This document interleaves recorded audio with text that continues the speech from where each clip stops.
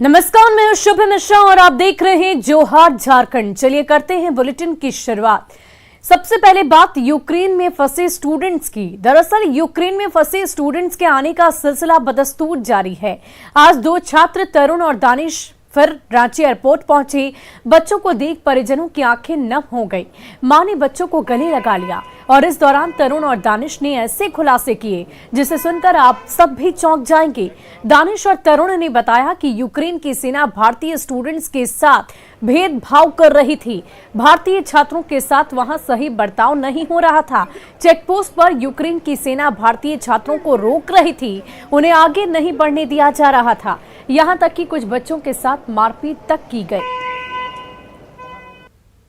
Ma'am वहाँ पे बहुत वर्स्ट कंडीशन है, हम बता भी नहीं सकते। और खासकर इंडियन स्टूडेंट्स के लिए वहाँ पे मतलब स्टूडेंट्स तो वहाँ पे देख ही नहीं रहे हैं। देन फर्स्ट चेक पोस्ट पे हम जैसे पहुँचे तो हम लोगों को तो इंडियंस को एक साइड कर दिया गया था और जो यूक्रेनियन थे और यूक्रेनियन वालों को साइड कर दिया था। तो यूक्रेनियन वालों को तो खैर गाड़ी से उन लोगों को बॉर्डर के पास ले जाया जा रहा था और बॉर्डर वहाँ से 4 किलोमीटर दूर था। तो किसने आप लोगों को साइड किया? यूक्रेन की सेना थी? यूक्रेन की सेना थी। हाँ, क्या कुछ कैसे नजरअंदाज करते थे, क्या करते? Sir ignore. हम लोग तो वेस्टर्न यूक्रेन में रहते थे, तो लवीव उतना कुछ प्रॉब्लम था नहीं, लेकिन एक्सेप्ट लवीव और जितनी भी सिटीज़ थे वहाँ का वर्स्ट सिचुएशन था जितना भी था। जैसे अभी फ्लाइट पे मिले, टर्नोबिल का भी था, खार्किव के भी थे। वो बता रहे थे पता नहीं वो कैसे एस्केप किए हैं वहाँ से। अब हमारे तक तो सही था। अब हमने लास्ट मोमेंट पे एम्बेसी का नोटिस आया, हम उन्हीं से ही निकल गए। लगातार यूक्रेन में फंसे स्टूडेंट्स के आने का सिलसिला जो जारी है, राज्य सरकार और भारत सरकार भी इस विषय को लेकर के काफी गंभीर। और आपको बता दें, झारखंड की बात करें तो झारखंड में कुल आज 13 स्टूडेंट्स जो है वो वापस अपने राज्य आ चुके हैं, सही सलामत आ चुके हैं। और राज्य सरकार भी जो है वो बेहद ही गंभीर है। बाकायदा उन्होंने इसके पहले ये बात की भी घोषणा की है कि जो भी स्टूडेंट्स जो है यूक्रेन से यहाँ पहुंचते हैं उसका पूरा खर्च जो है वो राज्य सरकार उठाएगी। कैमरा पर्सन संत के साथ कोमल बहल, न्यूज 18 रांची। वहीं यूक्रेन से गोड्डा पहुंची श्रुति सुमन का जिला प्रशासन ने स्वागत किया। श्रुति के स्वागत में जिला प्रशासन श्रुति के घर पहुंची। श्रुति ने बताया कि जब वो बंकर में रह रही थी तो काफी ज्यादा परेशानी का सामना करना पड़ा। श्रुति के पिता ने बताया कि उन्हें भारत सरकार पर पूरा भरोसा था।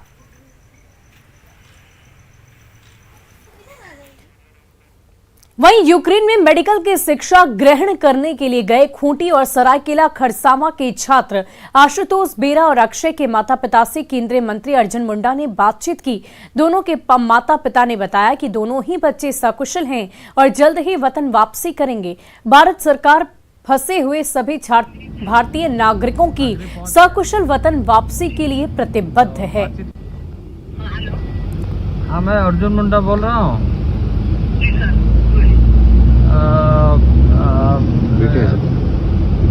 बेटा यूक्रेन में है।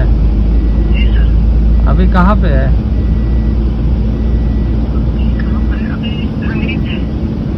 हंगरी पहुँच गया है। तो बातचीत होते रहती है ना?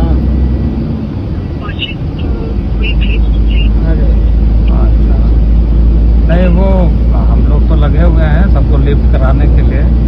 कोई दिक्कत होगा तो इस नंबर पर बता दीजिएगा, है ना? ठीक है ना, कोई भी बात होगा तो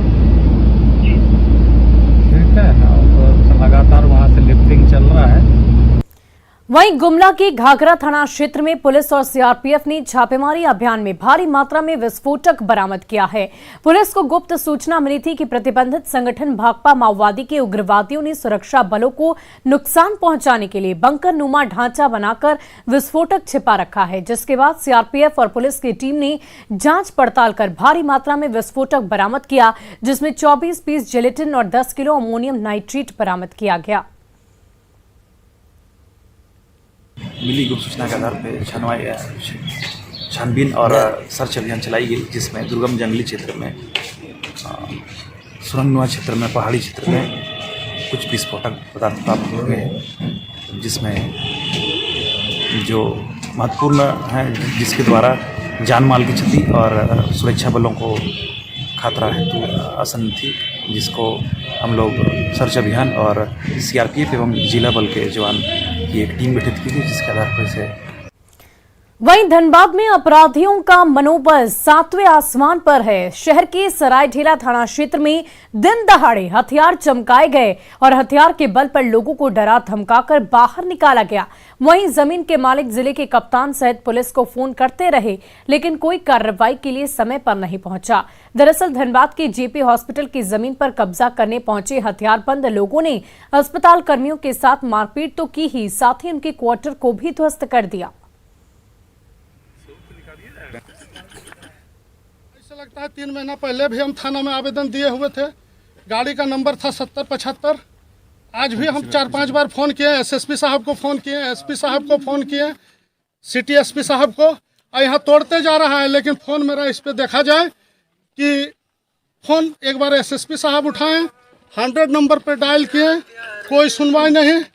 अब तो घर को तो शमशान कर दिया है, लेकिन हम पल पल का सूचना देते गए। मेरा स्टाफ लोग रहता था हॉस्पिटल का, स्टाफ का क्या किया वो बल सटा दिया हरीश सिंह और परवीन सिंह। कारण यही है क्या कि लोग को भू माफिया है, लूटना है, हत्यारा परिवार है, हत्या करना ये लोग का पैसा है। सुबह लगभग हम 3 घंटा पहले सूचना एक बार दे चुके कि देखिए इस तरह का घटना घटने वाला है, लेकिन कोई सुनवाई नहीं। वहीं राजधानी रांची के कोतवाली थाना क्षेत्र के सोमाबाड़ी मैदान में सरवर आलम उर्फ छोटकू की हत्या के मामले में 3 आरोपियों को पुलिस ने गिरफ्तार किया है। हत्या के पीछे की वजह आपसी विवाद बताया जा रहा है। दरअसल पिछले दिनों ही मृतक छोटकू ने आफताब पर चाकू से हमला किया था। हालांकि इस हमले में आफताब बाल बाल बच गया, लेकिन वो इसके बाद से ही बदले की आग में जलने लगा और इसी वजह से उसने अपने साथियों के साथ मिलकर छोटकू की हत्या की साजिश रच डाली।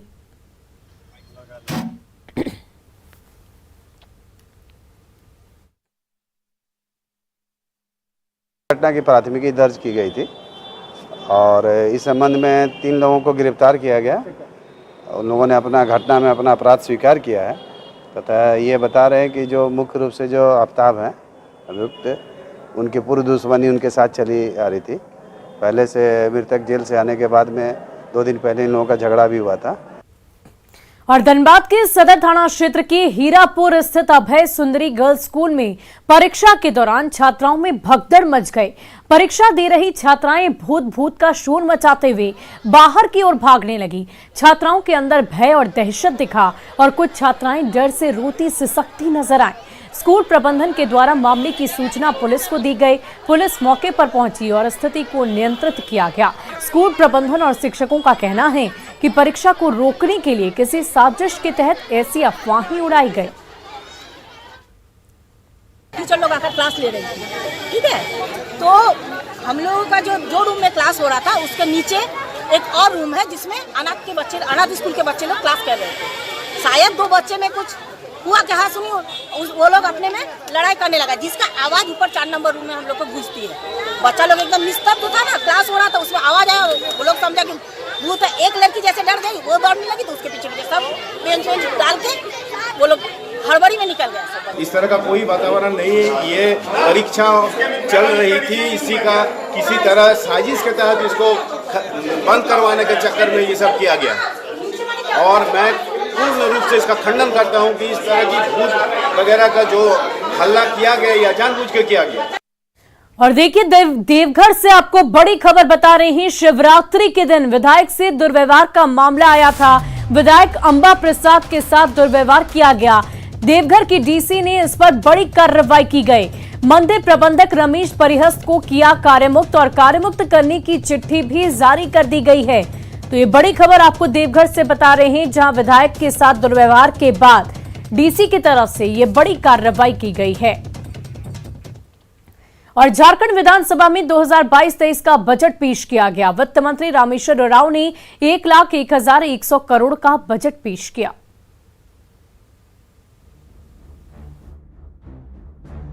झारखंड की सियासत में आजकल 3 की खूब चर्चा है। 3 मार्च झारखंड की हेमंत सरकार का तीसरा बजट और वित्त मंत्री रामेश्वर उरांव ने तीसरी बार पेश किया झारखंड का बजट। वित्त मंत्री रामेश्वर उरांव ने वित्तीय वर्ष 2022-23 के लिए झारखंड का 1,01,101 करोड़ का बजट पेश किया।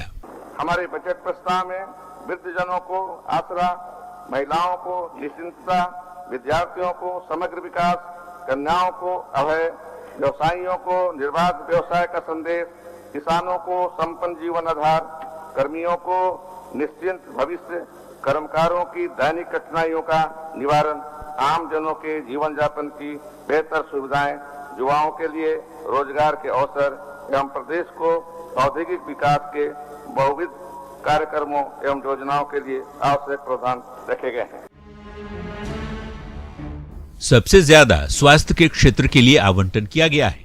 स्वास्थ्य के सेक्टर में सबसे ज्यादा 27% की बढ़ोतरी की गई है। वहीं पेयजल में 20% राशि की बढ़ोतरी की गई है। गरीब और किसानों को हर महीने 100 यूनिट बिजली फ्री करने का वादा किया गया है। पीएम आवास लाभुकों को 50,000 की अतिरिक्त मदद दी जाएगी। कला संस्कृति और पर्यटन के लिए 349.39 करोड़ रुपए का आवंटन किया गया है, जबकि जल संसाधन विभाग के लिए 1,894 करोड़ का प्रावधान किया गया है।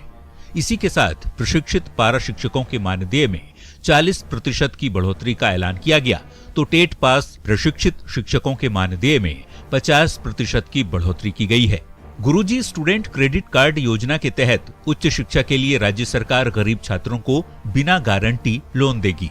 राजकीय नागर विमानन नीति 2022 का गठन किया जाएगा और साहिबगंज में हवाई अड्डे का निर्माण कराया जाएगा। राज्य सरकार के संज्ञान में यह बात आई है कि राज्य के गरीब छात्र छात्राएं पैसे के अभाव में श्रेष्ठ संस्थाओं से उच्चतर शिक्षा प्राप्त करने से वंचित रह जा रहे हैं। बैंकों द्वारा भी बिना मॉर्टगेज के लोन की राशि उपलब्ध कराने में असमर्थता व्यक्त की जा रही है। इसलिए राज्य सरकार द्वारा झारखंड के छात्र छात्राओं के उच्चतर शिक्षा में बाधाओं को दूर करने हेतु गुरुजी क्रेडिट कार्ड स्कीम प्रारंभ करने का प्रस्ताव है। बजट पेश करते हुए वित्त मंत्री रामेश्वर उरांव ने ये भी बताया कि कृषि ऋण माफी योजना में 2,11,530 किसानों के खाते में पैसे ट्रांसफर किए गए। वित्तीय वर्ष 2022-23 के बजट की मुख्यमंत्री हेमंत सोरेन ने सराहना की। आज का बजट इस राज्य के जनमानस की बजट है और हर मौजूदा किसान, मजदूर, नौजवान, पढ़ने लिखने वालों से लेकर के रोजगार व्यवसाय करने वालों तक तो सबको कैसे समाहित किया जाए, ये सरकार का प्रयास है। वित्त मंत्री रामेश्वर उरांव ने दावा किया कि ये बजट जनता के सपनों को ठोस आकार प्रदान करने वाला है। न्यूज़ 18 के लिए रांची से अविनाश कुमार की रिपोर्ट। वहीं शिक्षा मंत्री जगन्नाथ महतो ने बजट की तारीफ की है। उन्होंने कहा कि यह बजट झारखंड के हित में लाया गया है। मंत्री ने यह दावा किया कि झारखंड में शिक्षा विभाग में काम होने लगा है। शिक्षा विभाग अब फाइनल गेम खेलेगा और अब दूसरे राज्य झारखंड में शिक्षा विभाग में चल रहे काम की बानगी देंगे। बजट जनता की बजट है, झारखंड की बजट है, झारखंडियों के बजट है, हमारे छात्र छात्राओं का बजट है और झारखंड का हित का बजट है। ये योजना हमने कहा कि स्कूल के प्रति अगले साल किसी को बोलने का मौका नहीं देंगे, चाहे आदर्श विद्यालय हो, चाहे बस का सेवा हो, चाहे कुछ भी हो। हम लोग माने एकदम शिक्षा विभाग फाइनल गेम खेलेगा। और देवघर चैम्बर ऑफ कॉमर्स ने बजट पर प्रतिक्रिया दी है। बजट में उद्योग के क्षेत्र में कोई प्रावधान नहीं होने की बात कही। चैम्बर का कहना है कि जब तक नींव नहीं मजबूत होगी, इमारत नहीं खड़ी हो सकती। चैम्बर ऑफ कॉमर्स ने कहा कि सभी घोषणाएं धरातल पर उतरने के बाद ही बजट सफल होगा। उम्मीद जगाया बिजनेस, क्योंकि हम देख रहे हैं कि इस बजट से जो कोरोना काल के बाद का पहला बजट है, कह सकते हैं लगातार 2 वर्षों के बाद, जिसमें इंफ्रास्ट्रक्चर, एजुकेशन, निम्न वर्ग के लोगों के लिए, किसान के लिए, उद्योग के लिए और कई नीतियों की बात कहीं ना कहीं थोड़ा था। शिक्षा क्षेत्र में और स्वास्थ्य क्षेत्र में बजट काफ़ी सराहनीय है। जैसे अभी हम लोग ने देखा कि पब्लिक प्राइवेट पार्टनरशिप में जो ये मेडिकल सिटी लाने की जो सरकार ने बात की, ये एक अच्छा पहल है। और झारखंड सरकार के द्वारा आज पेश किए गए बजट पर जमशेदपुर में मिलीजुली प्रतिक्रिया सामने आई है। बीजेपी की अगर हम बात कर ली तो नेता और अधिवक्ता राजेश कुमार शुक्ला ने इसे जनता विरोधी बजट बताते हुए कहा कि राज्य के अधिवक्ताओं के लिए भी सरकार के पास अलग से कोई नीति निर्धारित नहीं की गई है। तो वहीं जेएमएम नेता बाबर खान ने इस बजट को जनता के हित में बताया है। सरकार ने विकास का कोई खाका प्रस्तुत नहीं किया है और बजट में ऐसी कोई बात नहीं है इससे सामान्य लोग लाभान्वित हों। जो पुरानी बातें हैं उसी को घिसी पिटी बातों को इन लोगों ने रखा है और ऐसी घोषणाएं उस बजट में की गई हैं जिसको पूरा करना संभव नहीं है। झारखंड वासियों के हित में लाया गया यह बजट है और आम जनता की अगर राय लेंगे तो सब कोई इस बजट को सराहेगा, इसकी तारीफ करेगा। आज मुद्दाहीन भारतीय जनता पार्टी हर मुद्दे की तलाश में विरोधी भाषा अपनाती है।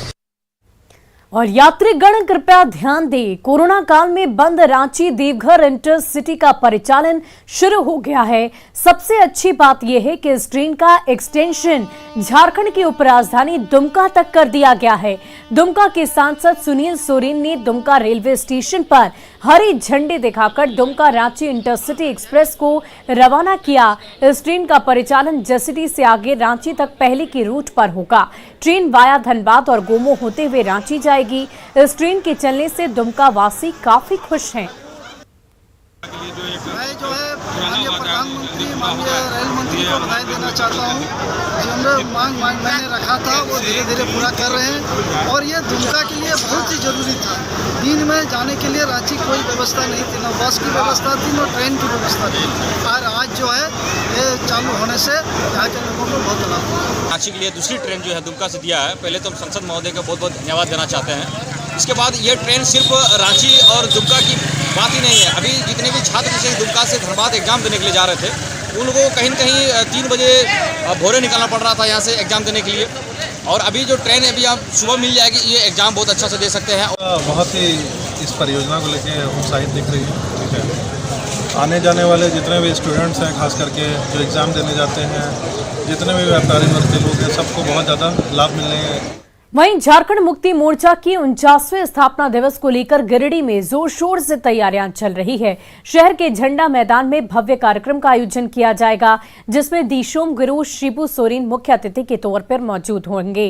हालांकि इसको लेकर झारखंड मुक्ति मोर्चा की किरकिरी भी हो रही है। दरअसल सोशल मीडिया पर चंदे को रसीद वायरल किया जा रहा है, जिसमें जेएमएम को गिरिडीह नगर निगम के द्वारा 2 लाख डोनेशन दिया गया है और प्रखंड विकास पदाधिकारी गांवा की तरफ से 50,000 चंदा दिया गया। आज ये मामला बीजेपी विधायक सीपी सिंह ने विधानसभा में भी उठाया। हालांकि जेएमएम इन आरोपों को बेबुनियाद बता रही है। मैं ये सवाल आपसे करता हूँ कि नगर निगम के किसी अधिकारी ने, कर्मचारी ने ये बात आपसे कही है? मैं ये कहता हूँ फर्जी है, ये विरोधियों की साजिश है। झारखंड मुक्ति मोर्चा की लोकप्रियता से घबराकर ये साजिश रच रहे हैं। झारखंड मुक्ति मोर्चा के नेता कार्यकर्ता लोग जिस तरह से पदाधिकारियों से चंदा वसूली कर रहे हैं और निश्चित रूप से ये भ्रष्टाचार को बढ़ावा दे रही है झारखंड मुक्ति मोर्चा। आज सुबह में इनकी सरकार है, इनसे हम कैसे उम्मीद करें, जनता कैसे उम्मीद कर सकती है कि ये भ्रष्टाचार पे लगाम लगाएगी।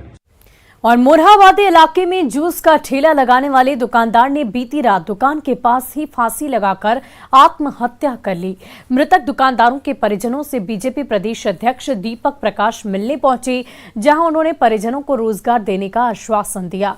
दरअसल बीते महीने रांची के मोरहाबादी में गोलीबारी हुई थी, जिसके कारण वहां से प्रशासन ने कुछ ही घंटों में करीब 300 दुकानदारों को खाली करने का आदेश जारी कर दिया था।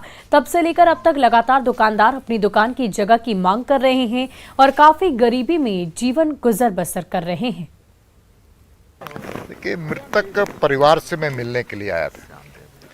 श्यामदेव बाबू अपने मेहनत के बल पर अपने परिवार का पेट पालते थे, लेकिन मोरहाबादी में दुकान चलाते थे। लेकिन एक घटना ने सभी दुकानदारों के हाथों के रोजगार को छीनने का काम राज्य की सरकार ने किया। वहाँ पर छोटे छोटे दुकानदार बेरोजगार हो गए थे, उनके परिवार आज परेशान हैं। उसी परेशानी का एक सबसे दुखद पहलू कल श्याम बाबू ने आत्महत्या किया। और फिलहाल के लिए इस बुलेटिन में इतना ही। मुझे दीजिए इजाजत। आप बने रहे न्यूज़ 18 बिहार झारखंड के साथ।